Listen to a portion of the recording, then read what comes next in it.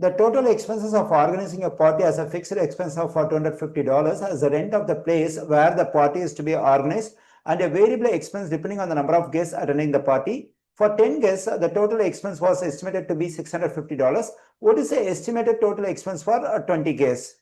Okay, here we have the fixed expense, that is $250 that we pay for rent of the place where the party is organized. And also we have the total expense for 10 guests, that is $650.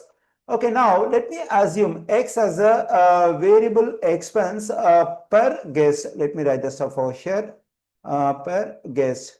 Okay, if X represents a variable expense per guest, then what is the total variable expense for 10 guests? We have to multiply the number of guests and the variable expense per guest, then we get 10x. So this represents the total variable expense. Now let me add this fixed expense to this one, then I'm getting 10x positive 250. This expression represents the total expense for 10 guests. Already we have value for this one, that is the total expense for 10 guests, that is $650. It must be equal to 650. Okay, now let's solve for x in this equation. Subtract 250 from both sides of this equation.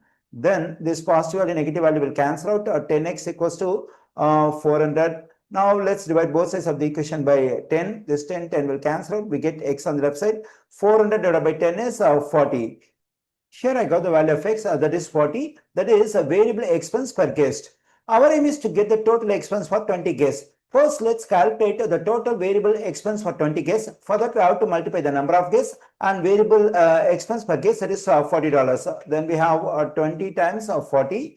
Okay, this is the total variable expense for 20 guests. Now we have to add this fixed expense to this one, that is positive 250.